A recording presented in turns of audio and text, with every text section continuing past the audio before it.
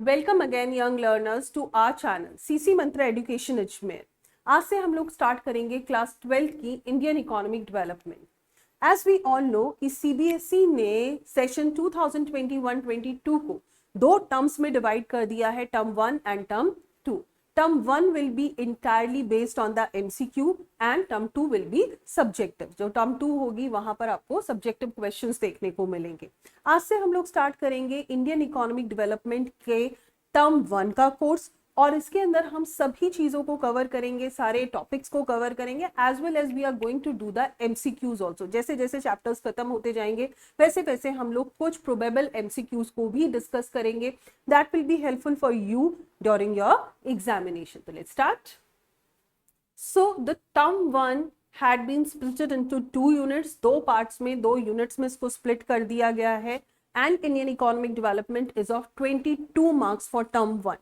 Basically इसके अंदर दो यूनिट्स हैं, डेवलपमेंट एक्सपीरियंस ऑफ 1947 टू 1990, यानी कि इंडिया का क्या डेवलपमेंट एक्सपीरियंस रहा after independence up to 1990, and after 1991 what were the situations and what were the needs of the new economic reforms. Basically हमारे पास जो इसमें टॉपिक्स आएंगे, Indian economy on the eve of independence, Indian economy since 1950 to 1990, and liberalization, privatization and globalization. This unit will be of 12 marks. ये जो unit है ये 12 marks की है। Then we have current challenges facing Indian economy. In this we will be seeing that what kind of challenges are there before Indian economy, यानी कि Indian economy में किस किस तरीके के challenges हैं। Poverty is a challenge for Indian economy because there is mass of the people who are living below the poverty line. So what are the policy measures that had been undertaken the government so as to eradicate this? Human capital formation as one of the major challenges before Indian economy, and rural development. तो आज से हम लोग start करेंगे development experience 1947 to 1990। Basically हमारे पास जो इसके अंदर आएगा, हम लोग इन टॉपिक्स को कवर करेंगे while we will be seeing that what kind of economy did we inherit from the Britishers, यानी कि ब्रिटिश गवर्नमेंट से हमें किस तरीके की इकोनॉमी मिली। we have to analyze this. For this we are going to do the state of these sectors। जो ये sectors हैं, what was the condition of agriculture on the eve of independence, what was the condition of industrial sector on the eve of independence, foreign trade की क्या conditions थी, demographic conditions क्या थी, what was the state of occupational structure, यानी कि कितने लोग थे जो प्राइमरी सेक्टर में थे, सेकेंडरी सेक्टर में थे या टर्शरी सेक्टर में थे, what was the state of infrastructure, and what were the economic conditions at the time of British government as we inherit the British economy from the Britishers. Basically before we'll start this, इसको start करने से पहले सबसे पहले हमें पता होना चाहिए that what are the various types of the economies, किस तरीके की इकोनॉमीज होती हैं। Basically we divide the economies into 4 parts: backward economy, developing economy, stagnant economy and vibrant economy. After doing this chapter, जब हम इस चैप्टर को complete कर लेंगे तब हमें एनालाइज करना होगा that whether the Indian economy was a backward economy or developing economy, यानी कि डिफरेंशिएट करना है, क्या वो बैकवर्ड इकोनॉमी थी या डेवलपिंग इकोनॉमी थी, या डिफरेंशिएशन होगा स्टेगनेंट और वाइब्रेंट इकोनॉमी का। So basically the backward economy and the developing economy are contradictory to each other, and stagnant and the vibrant economies are the contradictory economy. So let's do the meaning of these economies. इन economies का meaning करते हैं। Backward economy is an economy in which the agriculture is the prime source of livelihood, यानी कि agriculture ही है जिसके through basically the people earn their living, लोग अपनी आजीविका को कमाते हैं। That is only the agriculture, और what we can say the agriculture is the primary source of earning the livelihood. Along with this, there is poverty on a massive scale. Poverty बहुत ज्यादा है। There is extremely low levels of per capita income, और जो per capita income है वो भी बहुत कम है. So such kind of economy is an economy which faces the problem in which there are major of the people living on the agriculture sector, यानी कि ये वो सेक्टर वो इकोनॉमी है जिसमें ज्यादा से ज्यादा लोग किस पर बेस्ड है, एग्रीकल्चर पर बेस्ड है. along with this they are facing the problems of poverty, problem है poverty का, and along with that there are very low levels of per capita income. on the contrary developing economy एक ऐसी economy है जहां पर although there are low levels of per capita income,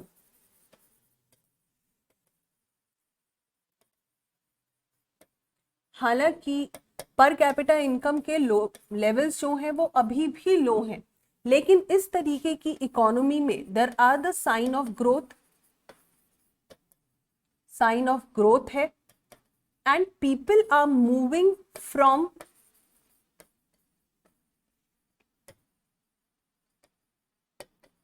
agriculture to industries. यानी कि ये वो economy है जिसमें जो लोग हैं एग्रीकल्चर से अब इंडस्ट्रियल सेक्टर और सर्विस सेक्टर की तरफ मूवमेंट कर रहे हैं, जबकि बैकवर्ड इकोनॉमी वो इकोनॉमी है जिसमें लोग सबसे ज्यादा डिपेंडेंट है किस पर, एग्रीकल्चरल सेक्टर पर.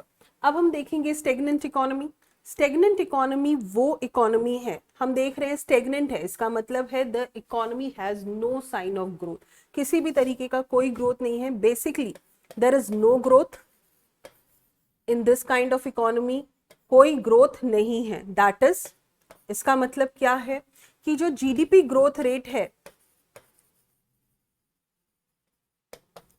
इज ईदर लेस, या तो जीडीपी ग्रोथ रेट बहुत कम है या है ही नहीं, ना के बराबर जिसमें जीडीपी ग्रोथ रेट है. That kind of economy is a stagnant economy. इस तरीके की इकोनॉमी को हम लोग क्या कहेंगे, स्टेगनेंट इकोनॉमी कहेंगे. On the other hand, a vibrant economy is one which has the sign of growth, जिसमें हमें ग्रोथ के साइन देखने को मिलते हैं. That is the GDP growth rate has started increasing. Vibrant हो रही है, that means there are some changes, there are some shakes, and that is due to an increase in the GDP. किस लिए है, क्योंकि जीडीपी जो है increase हो रही है. So basically after analysing the complete chapter, जब हम पूरी चैप्टर को पढ़ लेंगे तब हमको एनालाइज करना है whether the economy was a backward or a developing economy as we inherited it from the Britishers, and similarly we have to do whether the economy was stagnant or vibrant. So let's start with the state of agriculture on the eve of independence. यानी कि जिस तरीके की economy हमें मिली उस समय agriculture की क्या कंडीशंस थी. Let's see. Indian economy was an agrarian economy. Agrarian economy is one in which the maximum people are having the agriculture as the prime source of occupation. यानी कि ऐसी इकोनॉमी जिसमें लोगों का जो सोर्स ऑफ लाइवलीहुड है वो क्या है, एग्रीकल्चर है. 85% of the population lived in rural areas. 85% of the total population was living in the rural areas, which was deriving its livelihood from agriculture only.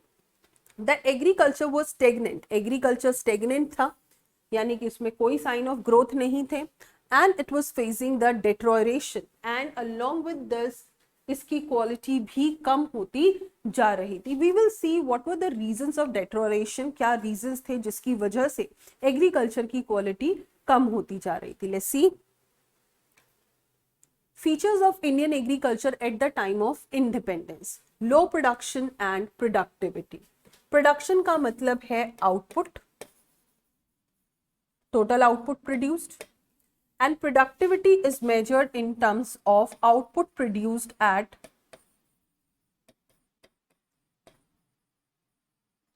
per hectare of land.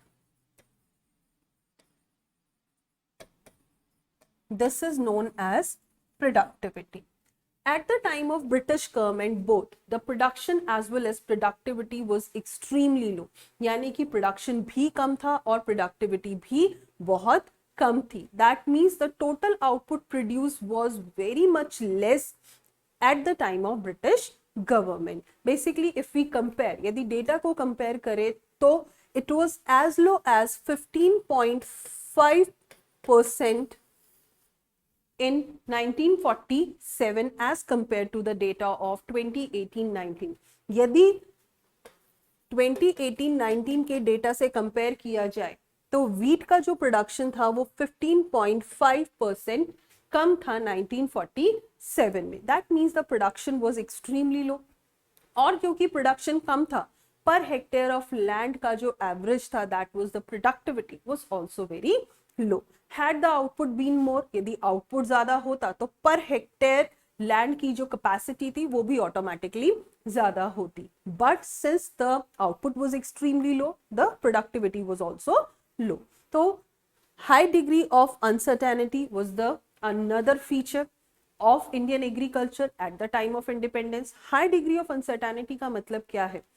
The British government never took any efforts to establish the permanent means of irrigation.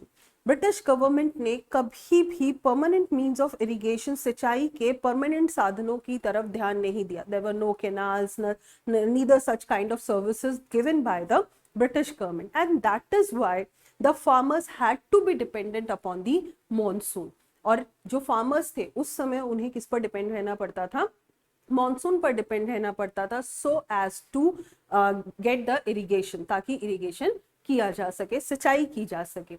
ऐसे cases में यदि अच्छी rains हैं, if there was a good rainfall, obviously the crops would have been better. और यदि rainfalls नहीं होंगे तो ऐसे cases में there will be the destruction of the crops, and that is why it was also known as, the Indian agriculture was also known as gamble of monsoon. और इसीलिए इसे monsoon का जुआ भी कहा जाता था, क्योंकि it was entirely dependent upon monsoon. ये पूरी तरीके से रेनफॉल पर डिपेंडेंट था, and that is why there was a high degree of uncertainty.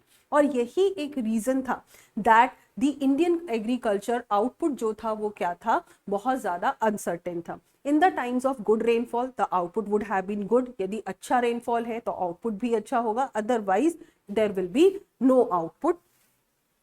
Now the next characteristic is the dominance of subsistence farming. Subsistence farming का मतलब है when the crops are grown so as to feed their own families. Basically, at the time of independence, since the productivity and the production both were very low, क्योंकि production और productivity बहुत कम थे, इस वजह से किसानों के पास इतना surplus नहीं बचता था जिसे वो market में sell out कर सके, and that is why the total crop was sufficient only for their own families. इतना ही वो उगा पाते थे जिससे वो अपनी families को क्या कर सके? फीड कर सके. ऐसे केसेस में there was little or no marketable surplus. कोई marketable surplus नहीं था. That could be sold off in the market and other basic needs could be fulfilled. And that is why we say that the farmers were living in the absolute poverty. और यही एक reason भी था जिसकी वजह से हम conclude कर सकते हैं कि farmers were living in the absolute poverty. वो गरीबी का जीवन जी रहे थे because they were not having any marketable surplus that could be sold off in the market, and other needs of the families could be taken out. ऐसी कोई भी surplus नहीं था जिसे वो बेचकर, मार्केट में बेचकर अपनी families की दूसरी needs को पूरा कर सके. फिर नेक्स्ट जो कैरेक्टरिस्टिक आती है that is gulf between the owners of the soil and the tillers of the soil. Owners of the soil were zamindars. Zamindars were recognized as the owners of the soil, while the tillers of the soil were the peasants who were working on the farms of these zamindars. ये वो लोग थे जो जमींदारों के farm पर काम कर रहे थे. There was a huge gulf between both of these. इन दोनों के बीच में बहुत ज्यादा गल्फ था. The reason behind this is the zamindars used to give their land to the tillers of the soil. ये लोग अपनी land दे देते थे tillers of the soil को to cultivate. लेकिन ये लोग किसी भी तरीके से इन्वेस्टमेंट में या कॉस्ट में शेयरिंग नहीं करते थे. Generally the cost of the production had to be borne by the farmers. पर जैसे ही कटाई का सीजन आता था, फसल कट जाती थी, these zamindars used to take away maximum part of the crop as their rental income. यानी कि वो क्या करते थे? फसल का मैक्सिमम पार्ट अपने रेंटल इनकम के तौर पर ले जाते थे, and the tillers of the soil used to be left with very smaller amount. बहुत कम अमाउंट उनके पास बचता था. That could only be sufficient for their own families, वो केवल इतना ही सफिशिएंट था जिससे वो अपनी फैमिलीज को सर्वाइव कर सके। लेकिन अब ऐसे केसेस में जब नेक्स्ट ईयर सोइंग सीजन आता था, since the farmers were not having any monetary sources, क्योंकि फार्मर्स के कोई मॉनेटरी सोर्सेज नहीं थे, ऐसे केसेस में they had to obtain the loans, तो ऐसे केसेस में उन्हें लोन लेना पड़ता था ताकि वो नेक्स्ट ईयर इन्वेस्टमेंट कर सके। But again, the monetary sources were very poor. They were not having any source of income generation. Year after year, साल दर साल उनका जो लोन अमाउंट था वो कंपाउंड होता चला जा रहा था. Along with that, the interest was also getting multiplied. That is why we can conclude the conditions of the farmers were pathetic. जो conditions थी farmers की वो बहुत बुरी थी, because जमींदार were using up the rental income on their luxuries. जमींदार जो थे वो अपनी रेंटल इनकम को अपनी लग्जरीज पर खर्च कर रहे थे, क्योंकि उनका ये मानना था कि उनके एंसेस्टर्स ने जो ये जमीन उनके लिए छोड़ी है ये केवल उनकी विलासिताओं के लिए छोड़ी है, उनके अपने कंजम्पशन पर्पस के लिए छोड़ी है। दूसरी तरफ देखा जाए तो farming families were on the worst side, farming families worst side पे थी, because they never have any help from the जमींदार, उन्हें किसी भी तरीके की हेल्प जमींदारों से नहीं मिली। और दूसरी तरफ they had to invest on their own, for which they had to obtain the loans. The loans were getting multiplied, but they were not having any monetary source to repay the loans, and there were the mounting debt on the peasant families, जिसकी वजह से farming families पर जो date का amount था वो बढ़ता जा रहा। So there was a huge gulf, जहां एक तरफ जमींदार अपनी रेंटल इनकम को अपनी लग्जरीज पर खर्च कर रहे थे, वहीं पर दूसरी तरफ farming families were having hardly any monetary income और monetary source so as to fulfil their other family requirements. फिर नेक्स्ट हमारे पास आता है small and fragmented land holdings. जो जमीनों के टुकड़े थे किसानों के पास, या तो बहुत छोटे थे या फ्रेगमेंटेड थे। फ्रेगमेंटेड का मतलब क्या है कि एक जमीन का टुकड़ा कहीं पर है और दूसरा जमीन का टुकड़ा कहीं और है, जिसकी वजह से the average cost of production used to be very high. जो एवरेज कॉस्ट ऑफ प्रोडक्शन आता था वो बहुत ज्यादा आता था, due to which these land holdings were uneconomic in yielding, यानी कि इनका जो टोटल आउटपुट था वो बहुत ज्यादा अनइकोनॉमिक था, since the average cost of production was very high. कैसे, एक तरीके से डिस्कस करते हैं। सपोज करो यहाँ पर भी फेंसिंग करनी है, यहाँ पर भी फेंसिंग करनी है, तो maximum part of the land used to go in fencing. यदि यही एक पूरा जॉइंट हिस्सा होता तो ऑटोमेटिकली जो इस साइड इन्हें फेंसिंग करनी पड़ रही है वो फेंसिंग नहीं करनी पड़ती, and that part of the land could also be used towards the production. उस पार्ट ऑफ लैंड को भी प्रोडक्शन में यूटिलाइज किया जा सकता था। Along with that any of the means of irrigation that have been employed here, जिन means of irrigation को यहाँ पर एम्प्लॉय किया गया यहाँ पर भी एम्प्लॉय किया जाएगा, तो automatically double employment was there, which could have been reduced to one only if the land was one. ये केवल एक भी हो सकता था यदि लैंड का पीस एक होता। So since the farmers were either having small land holdings or fragmented land holdings, these were having uneconomic yielding. Then we have the land revenue system under British Raj. The land revenue system under British Raj was a unique system of land revenue that was introduced by Lord Cornwallis. ये जो system introduce किया था that was introduced by Lord Cornwallis in 1793। 1793 में Lord Cornwallis ने इस system को permanent settlement act के through permanent settlement act के थ्रू इस सिस्टम को इंट्रोड्यूस किया। This was a unique system of land revenue under this government. It had a triangular relationship between the British government, the zamindars and the farmers. एक तरीके से triangular relationship था इन सबके बीच में। The zamindars were the intermediaries, एक तरीके से जो जमींदार थे वो क्या थे, इंटरमीडियरीज थे। दे used to pay a fixed sum to the British government on a fixed date, यानी कि वो एक फिक्स्ड डेट पर एक फिक्स्ड अमाउंट ब्रिटिश गवर्नमेंट को पे कर देते थे.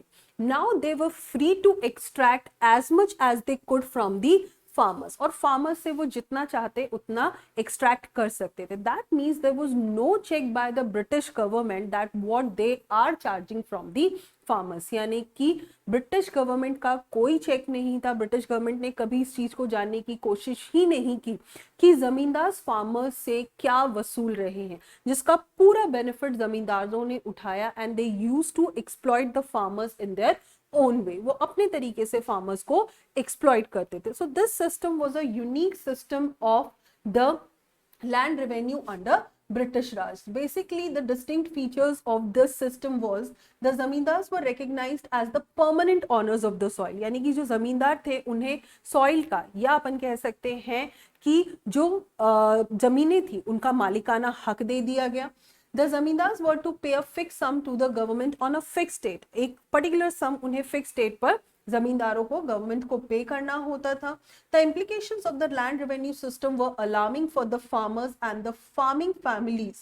Most importantly, the zamindari system led to unlimited exploitation of the farmers. जो जमींदारी सिस्टम था उसकी वजह से farmers were unlimitedly exploited by the zamindars, and that is why later on the peasant movement have taken place. उसके बाद जो था peasant movement आया, in which the peasants opposed the system. Zamindari system को उन्होंने पूरी तरीके से क्या किया, अपोज किया. नेक्स्ट हमारे पास आता है post commercialisation of agriculture. Commercialization of agriculture implies that the agricultural output is being sold off in the market. लेकिन इसके आगे एक word लग गया है force. That means the Indian farmers were forced to sell out their produce in the market. यानी कि Indian farmers को फोर्स किया जा रहा था अपने आउटपुट को मार्केट में सेल आउट करने के लिए. बेसिकली इसके पीछे रीजन क्या था, that when the British government entered in our country, at that moment of time, the industrial development in Britain was in its infant stage. Industrial development जो था वो अपनी infant stage में था ब्रिटेन में. ऐसे केसेस में ब्रिटेन में रॉ मटेरियल की जरूरत थी, and the British government found India as a lucrative source of raw material because our country was an agrarian economy and it could easily supply the raw material. बहुत से तरीके का raw material supply हो रहा था, cotton था, jute था, लेकिन सबसे ज्यादा जो नोटेबल था that was the Indigo. The farmers were forced to grow the indigo crop on a particular part of the land because it was being used as a dyeing agent. इसे एक तरीके से डाइंग एजेंट की तरह से use किया जा रहा था for the textile firms of the great Britain. अब इसमें बेसिकली होता क्या था, the farmers were given the payments in the advance. British government जो है एडवांस में ही कॉस्ट का पेमेंट कर देती थी. Farmers used to grow the indigo crop on a particular part of the land and that crop used to be taken away by the British government. उस crop को British government ले जाती थी. अब प्रॉब्लम कहाँ पर थी, the problem was this that earlier the farmers were growing the crops for their own consumption. पहले जो बाकी क्रॉप्स थी वो अपने कंजम्पशन के लिए, वीट है, राइस है, अपने कंजम्पशन के लिए उगा रहे थे. लेकिन since they were forced to grow the indigo crop and other commercial crops, क्योंकि बाकी कमर्शियल क्रॉप्स और इंडिगो क्रॉप्स को उगाने के लिए उन्हें फोर्स किया गया, ऐसे केसेस में now they have to buy the output like wheat and rice from the market. Again they were not having any money with them, लेकिन उनके पास कोई मनी नहीं थी that could be given in the market and they could purchase anything from the market, and that is why the conditions of the farmers became pathetic. और इसीलिए जो farmers की conditions थी धीरे धीरे और ज़्यादा खराब होती जा रही थी. और इसीलिए मैंने कहा था कि Indian farming was facing deterioration. Quality धीरे धीरे पुअर होती जा रही थी because the farmers were not having any means to invest on the farm, क्योंकि फार्मर्स के पास कोई भी ऐसा साधन नहीं था जिससे वो इन्वेस्टमेंट कर सकते और फार्म प्रोडक्टिविटी को इंक्रीज कर सकते. So in that case the farming conditions were very poor. Farming जो कंडीशंस थी बहुत पुअर थी, and we can conclude through the agricultural output, जो एग्रीकल्चर का सिनेरियो था उससे हम इस चीज को कंक्लूड कर सकते हैं that agriculture was facing acute backwardness and stagnancy. जो एग्रीकल्चर था वो पूरी तरीके से बैकवर्ड था और स्टेगनेंट था. Due to the forced commercialisation of agriculture, the dyeing agent had to be produced by the farmers indigo crop को प्रोड्यूस करना पड़ रहा था। अब इसके दो इफेक्ट्स हुए। पहला ये, this indigo crop use to spoil the fertility of the land, land की फर्टिलिटी खत्म होती जा रही थी। दूसरी बात, जैसे जैसे इंडस्ट्रियल डेवलपमेंट ग्रेट ब्रिटेन में बढ़ने लगा, ऐसे केसेस में now they were producing this Indigo in their own firms. अब इस इंडिगो को वो अपने ओन फर्म्स में प्रोड्यूस कर रहे थे। Now the farmers were not required to grow the indigo crop, लेकिन जो वो हिस्सा था लैंड का वो पूरी तरीके से खराब हो चुका था। ऐसे केसेस में this led to the Champaran Satyagraha. इसके कारण जो था चंपारण सत्याग्रह हुआ, so as to remove this system, ताकि इस सिस्टम को क्या किया जा सके, रिमूव किया जा सके। This was undertaken by, as we all know, Mahatma Gandhi in 1917। इसे 1917 में महात्मा गांधी ने स्टार्ट किया, so that the indigo crop should not be produced by the peasant families and they can grow for the crops for their own consumption. So we can conclude that there were certain reasons due to which the Indian farming was facing acute backwardness. So students, with this we have ended up the first part of the video. I hope कि आपको ये video ज़रूर पसंद आया होगा। यदि आपको हमारा वीडियो पसंद आता है तो हमारे चैनल को लाइक, शेयर एंड सब्सक्राइब ज़रूर कीजिए। फिर मिलेंगे नेक्स्ट वीडियो में। Till then, thank you very much.